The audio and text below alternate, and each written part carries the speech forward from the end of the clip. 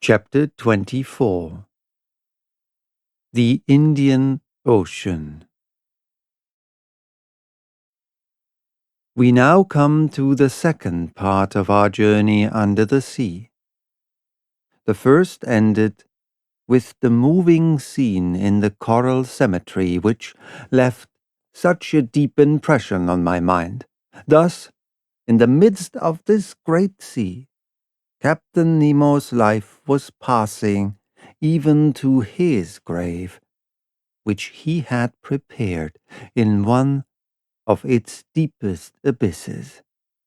There, not one of the ocean's monsters could trouble the last sleep of the crew of the Nautilus, of those friends riveted to each other in death, as in life, nor any man either, added the captain.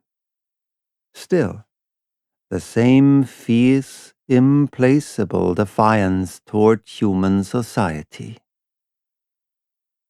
I could no longer content myself with the hypothesis which satisfied Conseil, that worthy fellow persisted in seeing the commander of the Nautilus one of those unknown savants who return mankind contempt for indifference.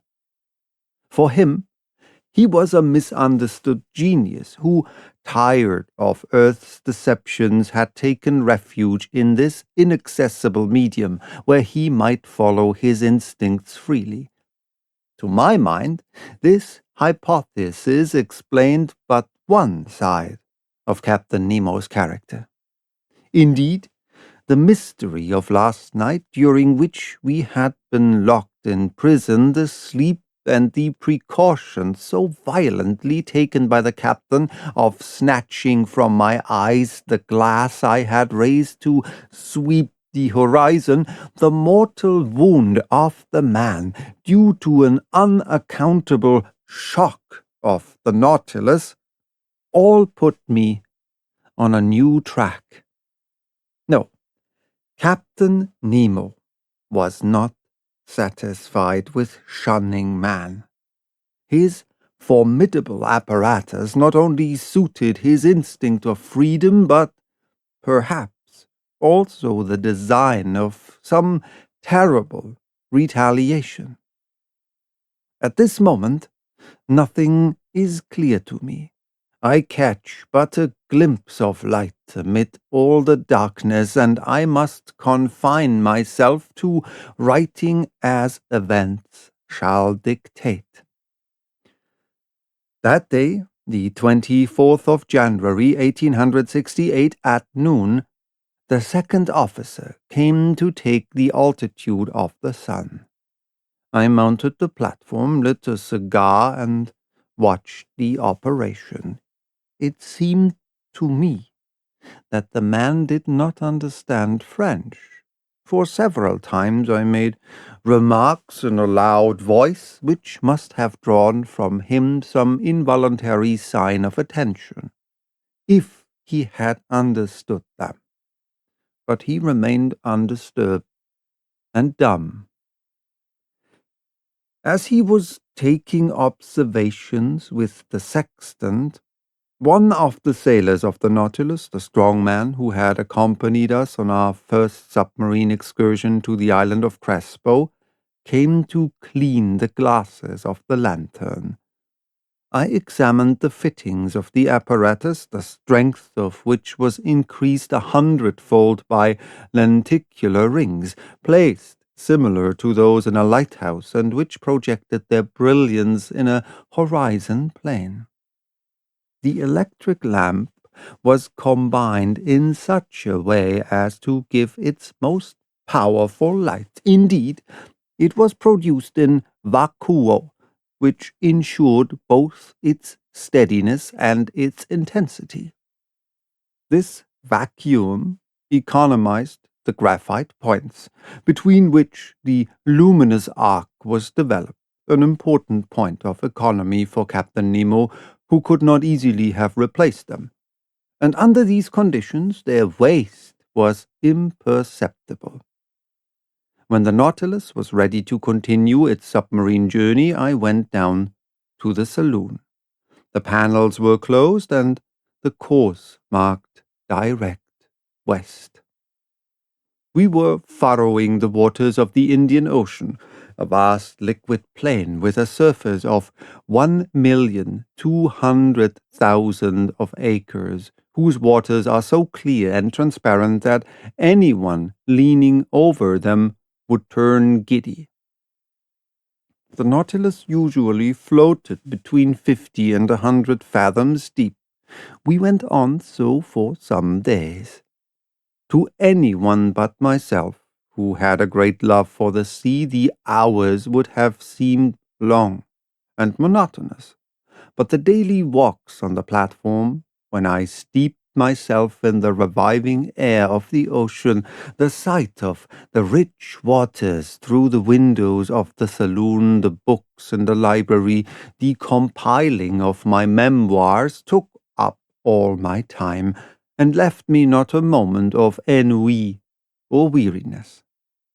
From the 21st to the 23rd of January, the Nautilus went at the rate of 250 leagues in 24 hours, being 540 miles, or 22 miles an hour.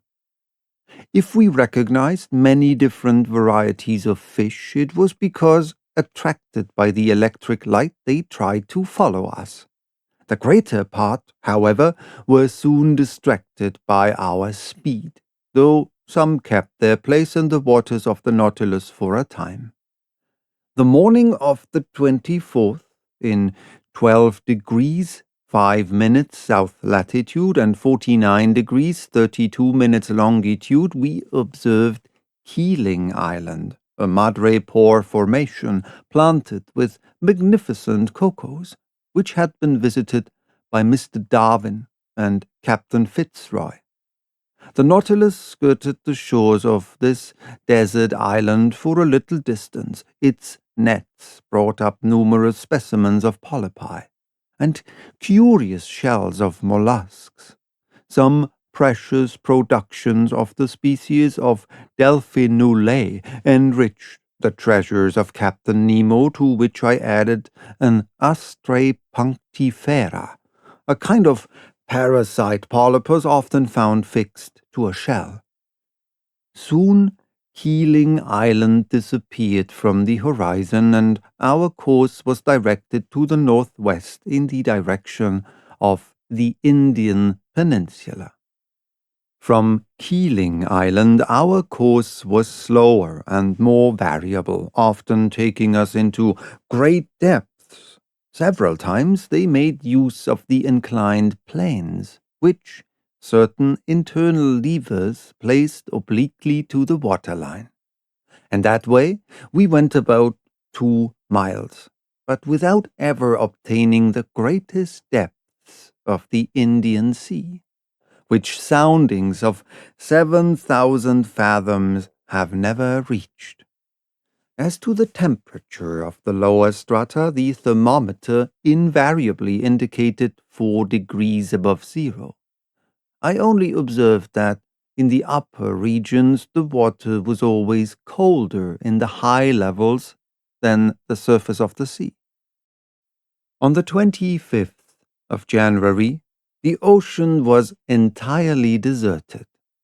The Nautilus passed the day on the surface, beating the waves with its powerful screw and making them rebound to a great height. Who, under such circumstances, would not have taken it for a gigantic cetacean? 3 parts of this day I spent on the platform. I watched the sea. Nothing on the horizon till about 4 o'clock, a steamer running west on our counter. Her masts were visible for an instant, but she could not see the Nautilus, being too low in the water. I fancied this steamboat belonged to the P.O. Company, which runs from Ceylon to Sydney, touching at Green George's Point and Melbourne. At 5 o'clock in the evening, before that fleeting twilight which binds night to day in tropical zones, Conseil and I were astonished by a curious spectacle. It was a shoal of Argonauts travelling along on the surface of the ocean. We could count several hundreds. They belonged to the tubercle kind, which are peculiar to the Indian seas. These graceful mollusks moved backwards by means of their locomotive tube, though which they propelled the water already drawn in. Of their 8 tentacles, 6 were elongated and stretched out floating on the water, while the other 2, rolled up flat, were spread to the wind like a light sail. I saw their spiral-shaped and fluted shells, which Cuvier justly compares to an elegant skiff. A boat, indeed. It bears the creature, which secretes it without its adhering to it.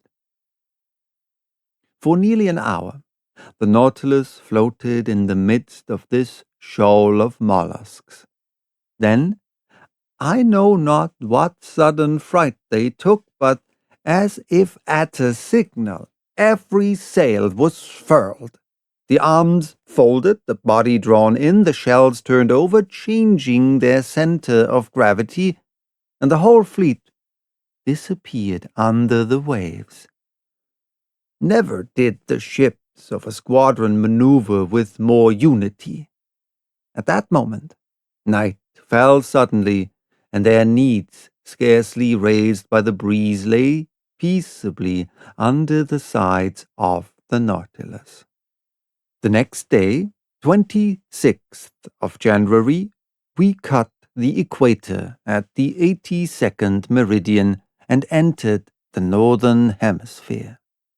During the day, a formidable troop of sharks accompanied us, terrible creatures which multiply in these seas and make them very dangerous. They were Cestaceo philippi sharks, with brown backs and whitish bellies, armed with 11 rows of teeth. Eyed sharks, their throat being marked with a large black spot, surrounded with white, like an eye. There were also some Isabella sharks, with rounded snouts, marked with dark spots. These powerful creatures often hurled themselves at the windows of the saloon with such violence as to make us feel insecure. At such times, Ned Land was no longer master of himself.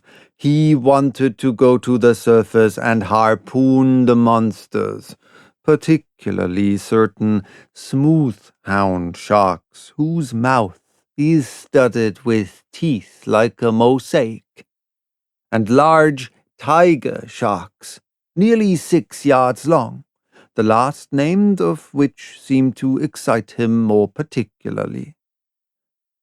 But the Nautilus, accelerating her speed, easily left the most rapid of them behind. The 27th of January, at the entrance of the vast Bay of Bengal, we met repeatedly a forbidding spectacle. Dead bodies floating on the surface of the water. They were the dead of the Indian villages, carried by the Ganges to the level of the sea, and which the vultures, the only undertakers of the country, had not been able to devour. But the sharks did not fail to help them at their funeral work. About 7 o'clock in the evening, the Nautilus, half immersed, was sailing in a sea of milk. At first sight the ocean seemed lactified. Was it the effect Of the lunar rays? No, for the moon, scarcely 2 days old, was still lying hidden under the horizon in the rays of the sun. The whole sky, though lit by the sidereal rays, seemed black by contrast with the whiteness of the waters. Conseil could not believe his eyes and questioned me as to the cause of this strange phenomenon.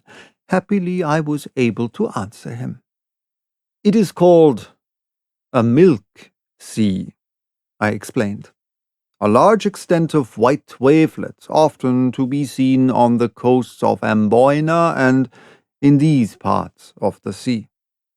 "But, sir," said Conseil, "can you tell me what causes such an effect? For I suppose the water is not really turned into milk."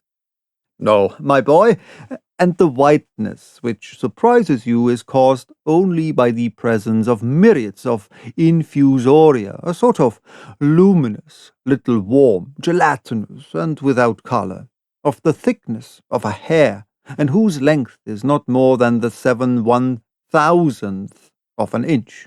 These insects adhere to one another sometimes for several leagues." "Several leagues!"